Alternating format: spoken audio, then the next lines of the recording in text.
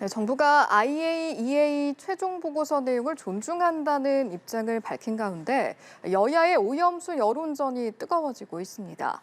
여당은 야당의 오염수 선동은 대선 불복이자 현 정부 타도 목적이라고 맹비난했고, 야당은 오늘 오염수 방류 저지를 위한 철야 농성에 돌입합니다.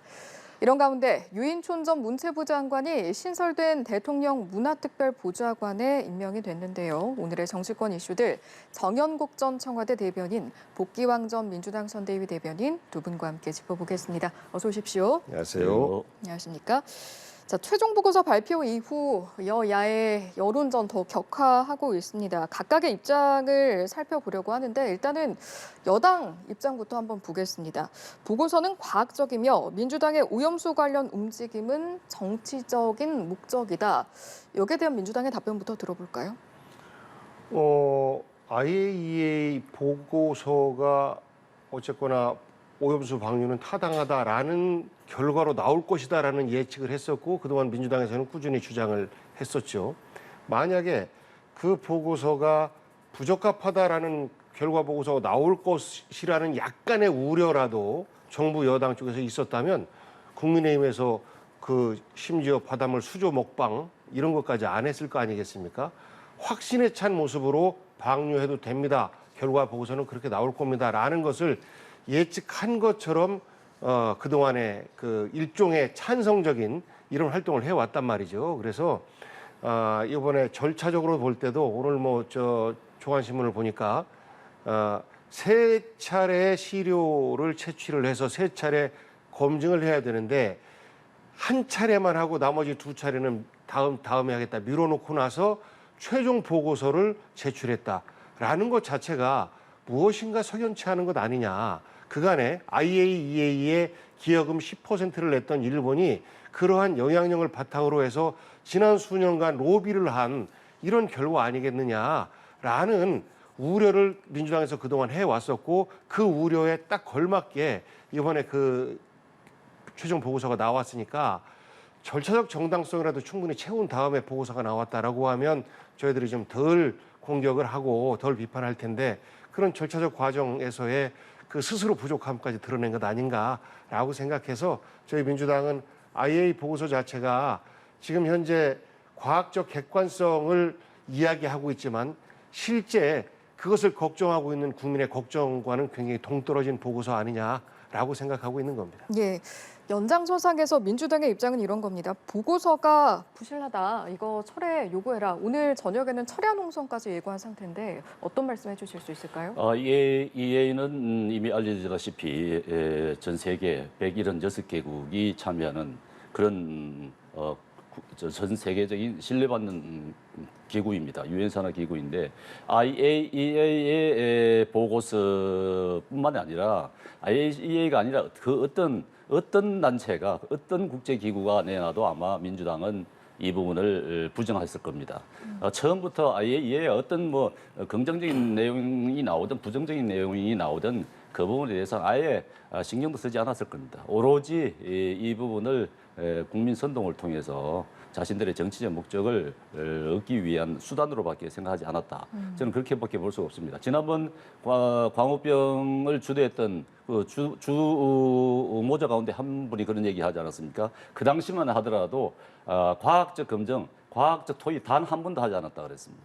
우리는 오로지 투쟁만 정권 투쟁만 하는데 혈안이 되었다. 그게 목적이 있었다. 이렇게 얘기했는데 지금도 그와 전혀 다르지 않다고 봅니다. IAEA 보고서 우리나라 국민이 일본에서 방류하는 걸 누가 좋아하겠습니까? 안 좋아하죠. 우리 정부가 그걸 좋아하겠습니까? 우리 국민을 보호해야 되는데 우리 정부가 어떻게 그걸 방류하는 걸 찬성을 하겠습니까? 찬성하지 않습니다.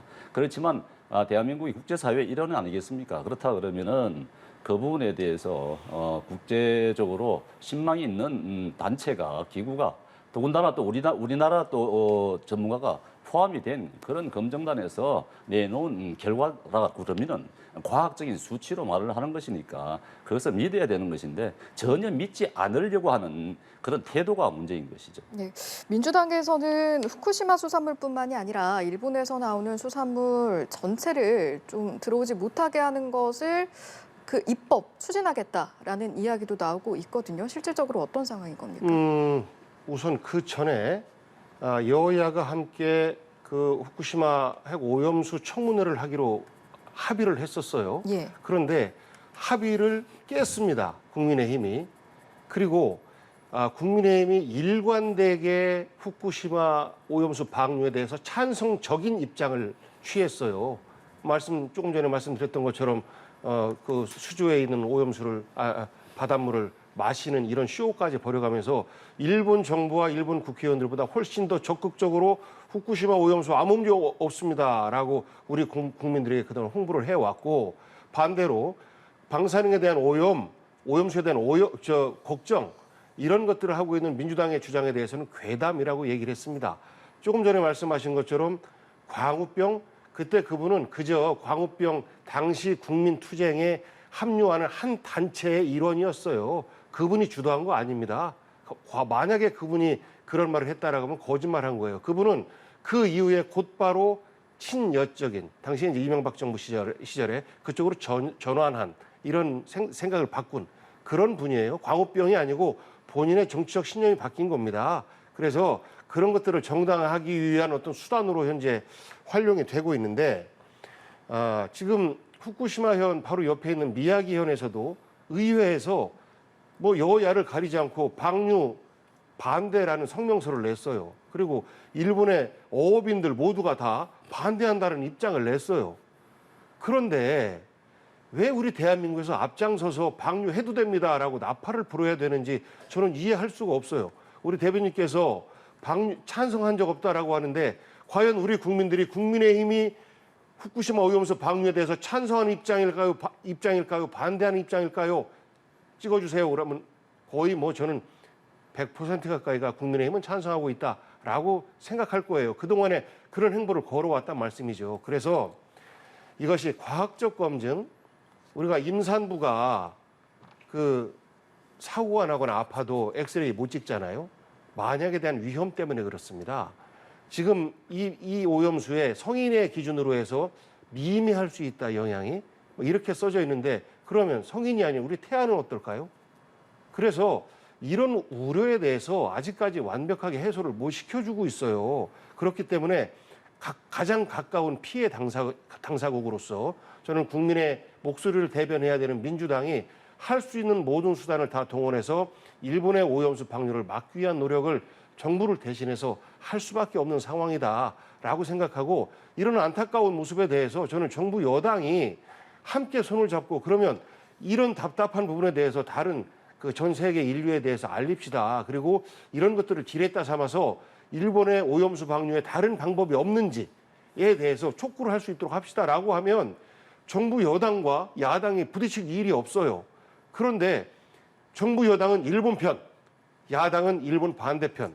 그러다 보니까 이것이 괴담이 되고, 그러다 보니 이것이 무슨 정권 투쟁으로 이끌어가기 위한 정치적 공세에 불과하다라고까지 말씀들을 하시는데요. 우리 국민들은 이해를 못하는 겁니다. 아니, 대통령과 정부 여당이 일본한테 어떤 일종의 속된 말로 코가 끼었길래 일어나, 이런 걱정들을 해요. 그래서 실제 그런 우려에 대해서 예. 사실 걱정을 부식시켜줄 책임은 정부 여당에 있다라는 말씀드립니다. 정부 여당이 방류해도 좋습니다. 괜찮습니다. 한 적이 없습니다. 그거는 말도 안 되는 소리고요. 당연히 우려를 하죠. 방류를 안 했으면 좋겠죠. 그렇지만 지난 문재인 정부 때 강경화 장관이 그랬지 않습니까? 이거는 일본이 주권국가로서 하는 행위에 대해서 우리가 이렇다 저렇다 말을 할 수가 없다고 얘기하지 않았습니까? 그 대신 일본은 자기들의 판단에 대해서 우리 판단이 어떤지 방류를 하려고 하는데, 이게 정당한 것인지 합리적인 방법이 되는 것인지를 IAEA에 물은 것입니다. 그래서 IAEA는 그런 보고서를 내놓은 것이에요. 근데 문재인 정부 때 그렇지 않습니까? 문재인 외교부 강경화 장관 이후에 정의용 장관도 그랬지 않습니까? 우리는 IAEA, 정의용 장관뿐만 아닙니다. 차관들도 다 그랬습니다. 1차관, 2차관 다 IAEA 믿고 있다. 국제적인 공신력을 받고 있기 때문에 우리는 협조를 할 것이고 공조를 강화할 것이다. 이렇게 얘기를 했어요. 그러고 난 다음에 IAEA가 국제적인 규칙에 의해서 정상적으로 한다면은 반대할 명분이 없다 이렇게 했습니다. 그런 기조가 지금 윤석열 정부도 똑같이 가고 있는 겁니다. 그렇기 때문에 지금 IAEA 보고서 내용에 대해서 IAEA 보고 내용에 대해서 신뢰를 한다는 것 아닙니까? 문재인 정부 때도 그때도 IAEA를 신뢰를 한다고 했거든요. 그런데도 불구하고 입장이 바뀐 겁니다. 그런데 예. 지금 와서 그런 말, 다른 말 또 전혀 본인들은 그때 그 당시 IAEA를 부정했다고 마치 말하는 것처럼 얘기하는데 전혀 그렇지 않습니다. 그때 IAEA를 다 수용을 했던 것이고 하기 때문에 그런 IAEA의 결과가 나왔다 그러면은 그 수치에 대해서 믿어야 되는 것이죠. 안 그렇습니까? 그러면 그 가장 큰 차이가 말씀하시죠. 뭐냐면 문재인 정부에서는 이거를 얘기를 했어요. 한국이 추천하는 전문가가 시료 채취부터 검증 과정, 전 과정에 참여한다라는 거였습니다. 그런데 그래서 잠깐만. 그런데 한국의 전문가가 참가를 했습니까? 안 했어요. IAEA도 결국에는 일본이 시료 채취하고 일본이 검증한 보고서를 바탕으로 해서 그 보고서를 분석한 것에 불과하다. 그런 말씀 드리고요. 문재인 정부의 입장은 전문가의 참가 속에서 시료 채취 검증 과정이 될 때, 그리고 IAEA 보고서가 합당할 때, 이럴 때는 국제 관례에 따를 수밖에 없다라는 입장이었지, 지금처럼 나 몰라라 하고 빠져 있는 입장은 아니었다. 그것이 가장 큰 차이다라고 잘못 말씀하시는 말씀드립니다. 거죠. 2021년도에 문재인 정부 때 그런 발표를 하고 난 다음에 우리 전문가 한 명을 우리 지금 검증단에 포함을 시키지 않습니까? 파견했잖아요. 문재인 정부 때 파견했지 않습니까? 그건 IAEA고 IAEA IAEA 검증단에 가 있지 않습니까? 근데 지금 IAEA 검증단이요. 예. 직접 시료 채취를 하고 직접 검증을 한 것이 아니고 일본 사람들이 시료 채취를 하고 그들이 분석한 보고서를 가지고 그 보고서를 갖고 분석한 것이 IAEA 보고서입니다. 자, 알겠습니다. 이것은 명확한 사실입니다. 예, 이야기가 길어지는 것 같아서 자 그러면 이제 두 분도 이렇게 뜨거운 진실 공방을 펼치듯이 청문회에서도 이렇게 좀 여러 가지 이야기를 할 자리가 필요하겠느냐라는 관점에서 볼 때 지금 민주당은 다시 추진하려고 한다라는 입장인 거고 국민의힘 입장은 어떤 겁니까? 청문회 우리 국회가 이 부분에 대해서 청문회를 한다. 좀 이해가 가지 않는 부분이 있습니다. 이거는 국내 문제가 아니거든요. 예. 이건 일본 문제입니다. 일본에서 그때 강경화 장관이 얘기했듯이 일본의 자국민들의 주권 국가로서의 선택이었던 것입니다. 그렇다 그러면은 우리가 청문회를 한다 그러면은 일본의 관료들을 일본의 관계자들을 불러서 청문회를 할 겁니까? 사실은 그게 맞지 않는 거잖아요. 우리나라 우리 공무원들을 불러서 청문회를 한다. 관계자들 불러서 예. 청문회를 한다면 뭘 하겠다는지 뭘 묻겠다는 건지 모르겠습니다. 예. 그것보다도 제가 생각하기에는 청문회가 아니라 과학자들, 예? 이 부분에 최고의 권위를 갖고 있는 우리나라에도 과학자들 많습니다. 이 과학자들 다 모아서 민주당에서 추천하는 과학자 있을 거 아니겠습니까? 국민의힘에서 추천한 과학자들이 있습니다. 과학자들 다 모아서 대토론회를 하는 것이 좋습니다. 그래야 과학적인 수치를 가지고 근거 있게 얘기를 하는 것이 마땅한 것인지 지금 아무런 근거 없이 예. 지금 민주당도 그렇고 국민의힘도 그렇고 마찬가지지만 민주당이 지금 과학자가 나서서 얘기를 하고 있습니까? 민주당 내 의원 가운데서 그렇지 않지 않습니까? 그냥 무턱대고 지금 반대를 하고 국민들을 선동하는 것밖에 되지 않는 것 아니겠습니까? 알겠습니다. 그렇기 때문에 예. 전문가들을 모아서 국내 전문가들 다 모아서 대토론회를 하는 것이 청문회보다 훨씬 더 유효하다고 저는 예, 생각합니다. 청문회보다는 전문가의 토론회가 맞다. 어떤 말씀하시겠습니까? 청문회는 일단 국민의힘에서 합의했던 거예요. 근데 왜 합의를 깹니까? 약속을 지난번에 우리 그 검찰청법 흔히 얘기하는 검수완박법이라고 공격하셨던 그것도 합의했던 걸 또 깬 거예요. 그렇기 때문에 이거 일방통행이다 뭐다 이렇게 또 정치 싸움이 됐었는데 이것도 합의를 했으면 지켜야지요. 왜 깹니까? 정부 여당이. 그리고 과학자가 한 명도 없다라고 말씀하시는데 그렇지 않아요. 지금 우리 과학계가 크게 보면 그러니까 원자력 발전에 동의하는 그러니까 핵공학, 원자력 공학 이쪽에 계시는 분들은 찬성적인 입장을 더 많이 내십니다. 그런데 원자력 안전공학 여기에 계시는 분들은 반대 입장을 훨씬 더 많이 내요. 이 두 학설이 부딪히고 있는 겁니다.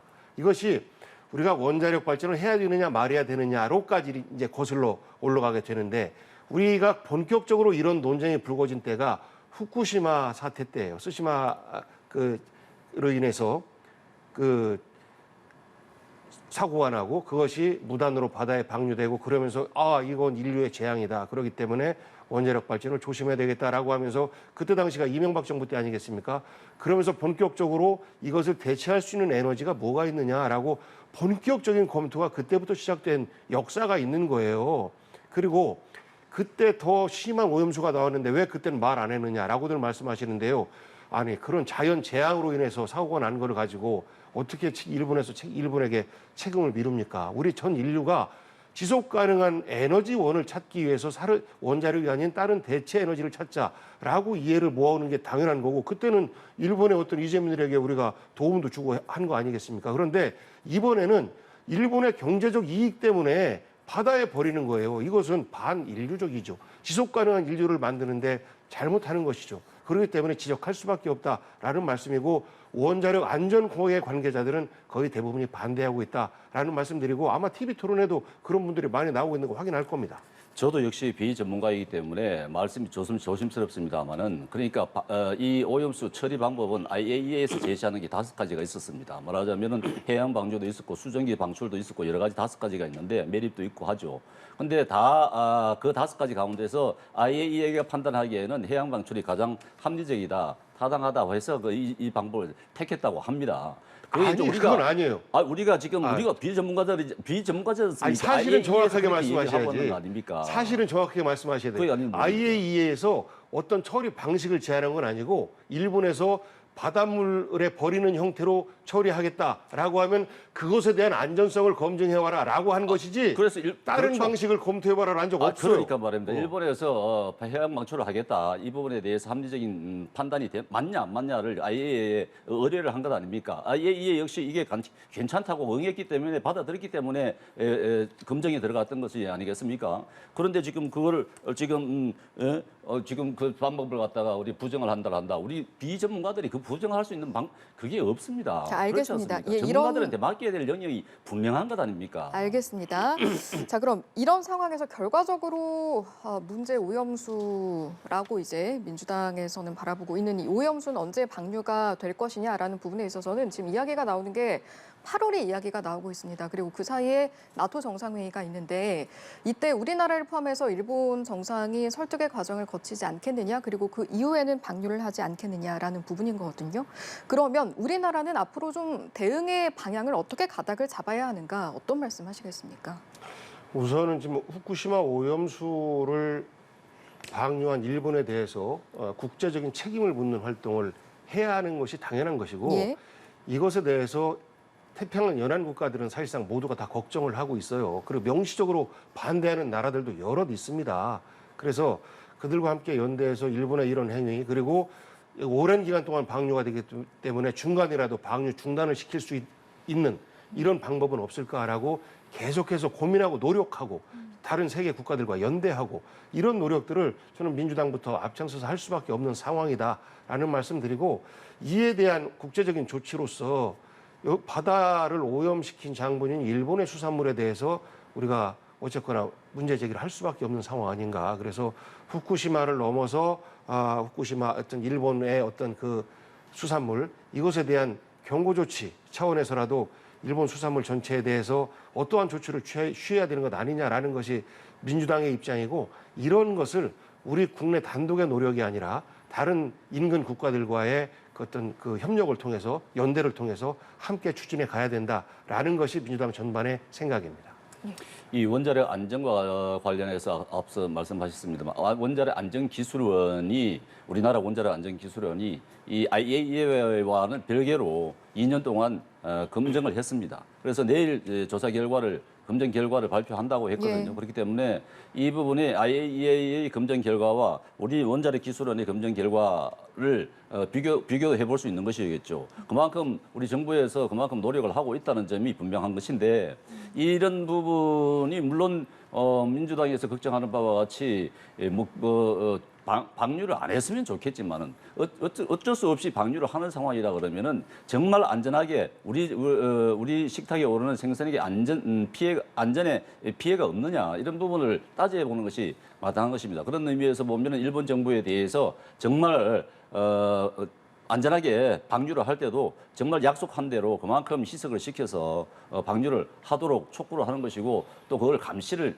해야 되는, 꾸준하게 지속적으로 감시를 해야 되는 것이 맞습니다. 지금 제가 듣기로는 제가 뭐 일본을 두둔하는 건 아닙니다만은, 우리가 WHO 세계보건기구에서 말하는 삼중수소의 음용수 기준이 10,000베크렐이라는 거 아닙니까? 그런데 이 삼중수소, 지금 내보내려고 하는 삼중수소와 100배 희석시켜서 내보낸다는 겁니다. 그렇기 때문에 1,500베크렐 수준으로 내보낸다는 얘기예요. 그렇다 그러면은 한 3km 지나면은 의미 없는 수치가 된다는 것이 이제 IAEA 쪽에서의 설명인데 그런 부분이 제대로 지켜지는 것인지 그리고 방류를 했을 때 우리는 어떤 조치를 취해야 될 것인지 그 방류했을 때 그 앞쪽에 있는 바닷물을 채취를 해서 검증을 해볼 수도 있는 것이고 나중에 되면 그린피스 같은 데서도 당연히 물을 채취를 해서 또 검증을 할 겁니다.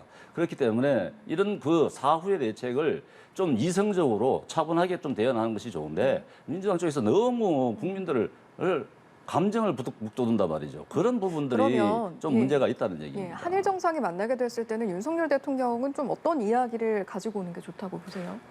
물론 당연히 우리 대통령님들 이거 방류에 찬성합니다. 내보내줬습니다. 이렇게 하겠습니까? 그럴 수는 없습니다. 우리 국민들이 지금 국민들의 안전이 걸린 것 아닙니까? 국민 건강이 걸린 것인데 그렇게 할 수는 없는 것이죠. 당연히 그럼 IAEA 보고서를 신뢰를 하는데 그 보고서대로 정확하게 배출을 할 것이며 그 이후에 사후에 그런 검증을 지속적으로 해서 문제가 생긴다 그러면은 거기에 대해서 그 대책은 어떨 것이며 우리 대통령으로서 그쪽 총리에게 요구할 부분들이 많을 것이라고 봅니다. 예. 그렇기 때문에 국민을 좀 안심시킬 수 있는 그런 만약에 정상회담을 한다 그러면 국민을 안심시킬 수 있는 방향으로 논의가 이루어졌으면 좋겠다 싶습니다. 이것도 함께 짧게 보시죠. 이런 상황에서 문체부에서 가짜뉴스 자문단이 구성이 됐는데 지금 야당을 중심으로 일부 구성원에 대한 비판이 좀 제기가 되고 있는 것 같더라고요. 어떤 이야기인 겁니까? 가짜뉴스 자문단 그래놓고 여기에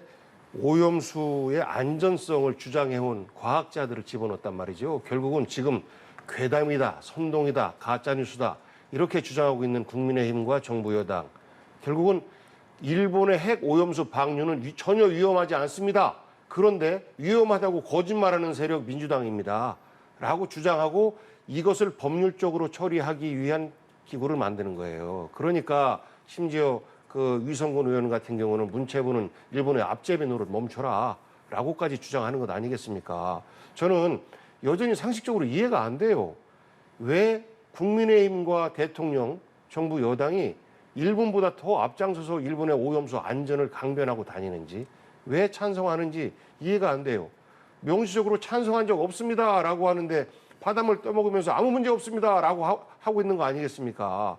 왜 이러는지 이해가 안 돼요. 걱정을 좀 같이 해주면 안 되겠습니까? 그리고 오염수 방류에 대해서 향후에 모니터링만이라도 그러면 IAEA 보고서 나와서 방류를 한다. 예를 들어서 그러면 모니터링만이라도 한국의 여야가 공동으로 추천하는 이런 그 전문가가 가서 지속적으로 모니터링을 할 수 있도록 해야 된다라는 조건들 붙이는 게 당연한 것이죠. 그런데 결국은 야당은요, 말로 국민의 걱정들을 전달하는 것이고 집행과 모든 권한은 대통령에게 있어요. 대통령 중심제이기 때문에. 그런데 대통령과 정부 여당에서 이런 이야기가 한마디도 안 나옵니다. 어떻게 하면 국민의 걱정을 덜어드릴까라는 그런 이어지는 조치에 대해서 단 한마디도 안 나오고 오로지 야당의 주장에 대해서 그리고 국민들의 걱정을 괴담과 선동과 가짜뉴스로 만들어서 법률적인 어떤 그 처리를 하려고 하는 이런 시도 아닌가라고 해서 저는 깜짝 놀랄 일이다라고 말씀드릴 수밖에 없어요. 지금 우려하는 것은 민주당이 그러니까 전문가 집단의 과학자 집단이 결론을 내놓은 그 수치를 믿지 않고 그것은 무시하고 지속적으로 위험성을 알리면서 국민들을 불안하게 만든다는 데 있는 것이죠. 지금 우리나라 민주당처럼 해외에서 그런 데가 있는 것 같습니까? 없습니다. 미국, 프랑스, 모든 나라 11개 국가 검증단을 파견하고 있는 전문가를 파견하고 11개 국가에서 지금 우리나라 민주당처럼 이렇게 목소리 높여서 우려를 표하면서 국민들을 선동하고 국민들한테 불안하게 하고 나라를 불안하게 하고 하는 데가 있습니까? 없습니다. 그런 데가 없어요. 지금 민주당만 그러시는 겁니다. 물론 정치 총선을 앞두고 있는 부분도 있기는 합니다만은 이미 우리 경험했지 않습니까? 광우병 때 경험했잖아요.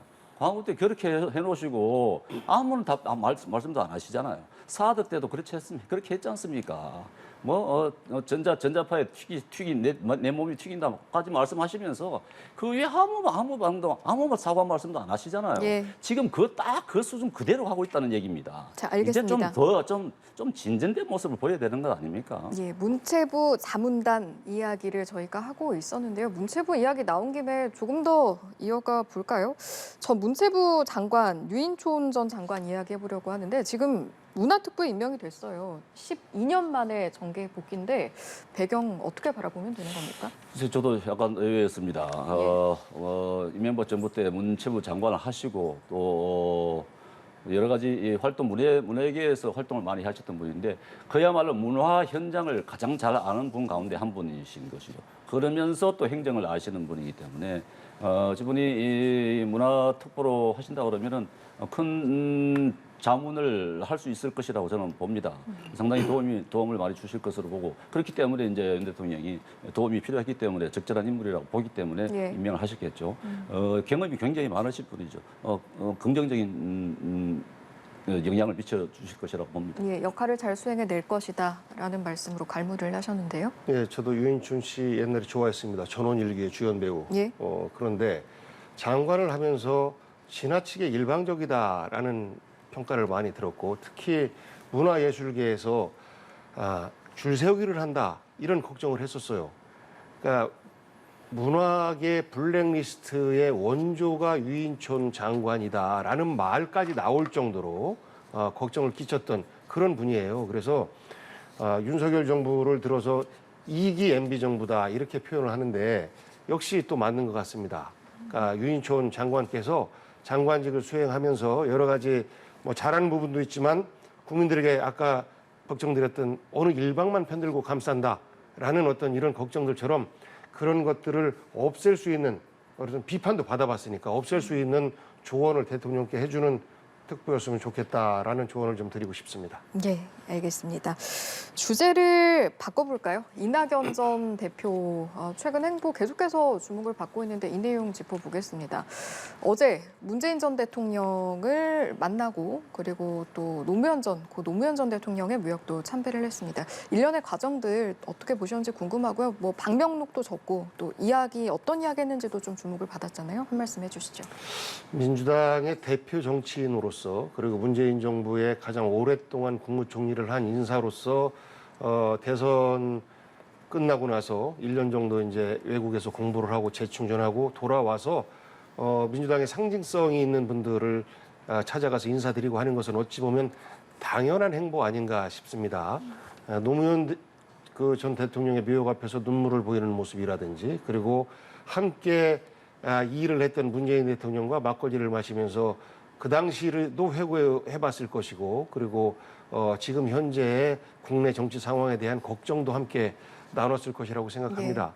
그러니까 이낙연 전 대표, 전 총리에 대한 여러 가지 뭐 호불호도 있습니다만 저는 우리 국가 차원에서 나름대로 객관적 시각을 갖고 있는 이낙연이라는 정치인, 어느 특정한 이념에 많이 휩쓸리지 않는 어떤 이낙연이라는 정치인 이런 것들이 좀 있는 거거든요. 그래서 이런 정치인이 와서 지금 너무 극단적으로 치닫고 있는 여야에 있어서 새로운 어떤 분위기를 좀 불어넣어줄 수 있는 이런 역할을 해줬으면 하는 기대와 좀 바람을 갖고 있습니다. 예, 좀 구체적으로 여쭤보면 방명록에서 못난 후대들을 깨우쳐달라 이런 내용도 있었잖아요. 여기서 못난 후대가 누구를 지칭하는 겁니까? 그러니까 원칙과 상식이라는 말도 하셨고 그다음에 이제 못난 후대를 깨우쳐달라라고 하는 것은 원칙과 상식이 무너져 있는 현재의 대한민국이다라는 것을 비판한 거 아니겠습니까? 크게 볼 때는 지금 검찰공화국이 조성되어 있는 대한민국 전체에 대한 걱정이 제일 큰 것이고 그 다음에 민주당이 이 틈바구니에서 어떻게 제대로 자리매김해야 되는지에 대한 걱정과 반성을 그 노무현 대통령 묘역 앞에서 하는 그런 전체적인 표현 아닌가 싶습니다. 특별하게 모나게 어느 뭐 내부의 누구를 향해서 하는 이런 말은 아니다라는 말씀 드리고 싶습니다. 최근에 이낙연 전 대표의 행보 어떻게 보이세요? 지금 이낙연 대표는 아마 1년 동안 해외에 계셨기 때문에 바깥에서 보면 국내 문제가 더 잘 보였을 겁니다. 객관적인 입장에서 많은 생각을 하고 오셨으리라고 생각이 됩니다. 그런 의미에서 바깥에서 보신 그 관점에서 국내 문제가 어떤 문제가 있으며 민주당 내에는 어떤 문제가 있는 것인지를 명확하게 파악하고 오셨을 것이라고 믿고 예. 그런 점에서 정말 우리 정당 정치가 제대로 나아갈 수 있는 그런 데에서 큰 역할을 하시리라고 믿어 의심치 않습니다. 예. 근데 요즘 보면은 이제 행보를 보면은 지금 이재명 대표를 만나지 않고 이제 뭐 물론 여러 순차적으로 만날 수 있을 겁니다만은 지금 전체적인 구도를 보면은 이낙연 대표, 문재인 대통령 이낙연 대표 그리고 이재명 대표 추미애 전 대표 이런 구조로 생성이 돼가는 그런 모습을 보이고 있는데 예. 민주당 내에서 이게 어떤 갈등 요인으로 작용할 것인지 아니면은 하나로 뭉칠 수 있는 그런 계기로 작용할 것인지는 앞으로 좀 더 지켜봐야 될 것 같죠. 예, 이재명 대표와 이낙연 전 대표 회동 이제 물밑 조율 중이라고 이야기가 나오긴 하던데 이제 뭐 앞서 이낙연 전 대표를 두고 좀 멀리 떨어져 있으면 잘 보인다라고 하셨으니까 약간 상대당으로서 떨어져서 어떻게 보이시는지 좀 여쭤보겠습니다. 지금 조율 중이란 이야기는 나오는데 막상 이낙연 전 대표 행보를 보면 좀 느긋해 보여요. 이 속내는 어떻게 파악을 하면 되는 겁니까? 지금 당장 민주당 내 속사정이 워낙 복잡하니까 예. 지금 당장 뛰어든다기보다도 지금은 아마 전체적인 파악을 하고 있지 않나 싶습니다. 이낙연 대표 입장에서 보면은 그렇기 때문에 곧 이재명 대표 만나지 않을 수 없겠죠. 당연히 만나서 민주당 내 모든 현안에 대해서 논의할 수밖에 없을 겁니다. 예. 사실 뭐 앞서 말씀하신 대로 이낙연 대표 긍정적인 면들이 굉장히 많기 때문에 그동안 이재명 대표가 가져왔던 리더십과는 좀 다른 부분들이 있기 때문에 그런 부분들이 민주당 내에서 어떤 효과를 발휘할 것인지는 지금 당장 뭐 예측하기는 좀 어렵지 않을까 싶습니다. 알겠습니다. 회동 관련해서 물밑줄이 어느 정도인지 또 각자의 속내는 어떤지 사실 실질적인 이야기를 좀 듣고 계신 내용이 있을지도 궁금하고요. 한번 여쭤보겠습니다. 뭐 많이 궁금들 하실 텐데요. 예. 이낙연 대표가 귀국하시기 직전에 이재명 대표가 전화를 했다는 거 아니겠습니까? 뭐 그 안에서는 고생하셨습니다. 뭐 들어오셔서 빨리 뵙겠습니다. 이런 서로 덕담들이 오갔을 것이고 예. 그다음에 들어와서 이재명 대표는 정치적으로 볼 때 이낙연 대표보다 한참 후배 아니겠습니까? 그러니까 들어오셔서 당연히 어른인 뭐 김대중 대통령도 찾아뵙고 또 노무현 대통령 인사드리고 또 문재인 대통령과 말씀 나누고 이러한 순서들이 있겠죠. 그리고 나서 민주당의 원로 선배들이 많이 계십니다. 이분들의 어떤 조언도 듣고 그리고 나서 나중에 이제 이재명 대표를 만날 때는 정치 선배로서 그리고 먼저 대표를 해봤던 그런 경험자로서 이재명 대표에게 지금의 어려움에 대해서 한두 마디 또 조언도 할 수 있는 것 아니겠느냐 싶어요. 그래서 지금은 뭐 빨리 만나야 된다라고 체근하는 분들도 계십니다만 저는 뭐 시간 순서가 그렇게 중요한 건 아니다라고 생각하고 충분히 이낙연 대표가 다른 원로들을 만나서 의견을 청취하고 그리고 나서 이재명 대표를 만난다면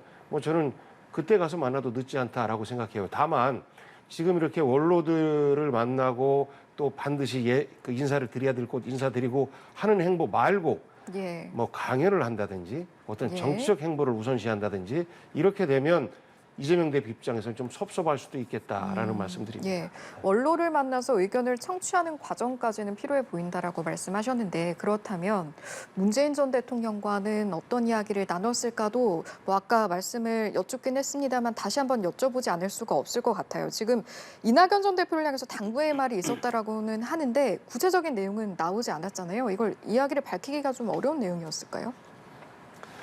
매우 어렵겠죠. 그리고 한마디 말씀하시면 이게 10가지 해석이 나와가지고 어떤 경우에는 유리하게 어떤 경우에는 불리하게 그리고 어떤 경우에는 또 대통령께 어떤 예의가 아닌 이런 말로 각색도 되기 때문에 총리께서 자신이 모셨던 대통령의 말씀에 대해서 그것도 편안하게 막걸리 마시면서 서로 1년 동안 고생했습니다 라고 하고 대통령님 지난 1년 동안 지난 5년의 성과가 다 무너져 내리는 걸 보고 안타깝습니다. 속상하시죠 하면서 서로 위로하는 것 중심이 아니었겠느냐.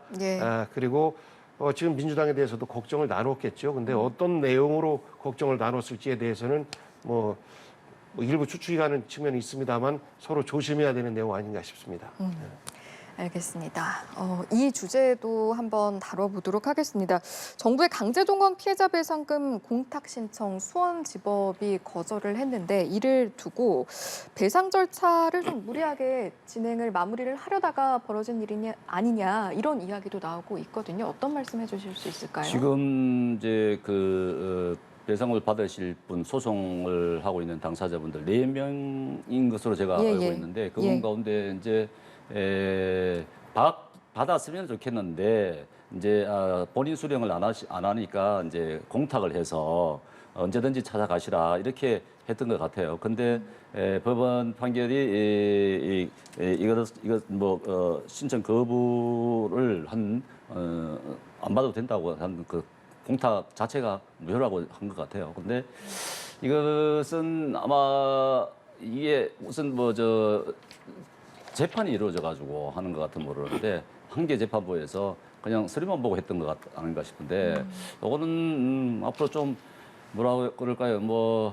사실 어떤 개인 배상을 받으실 개인의 판단이신지 아니면은 거기 옆에 계시는 도와줄 조력자들이 계시는데 함께 한 분들의 영향이 컸던 것인지 그런 부분도 좀 봐야 될 것 같아요.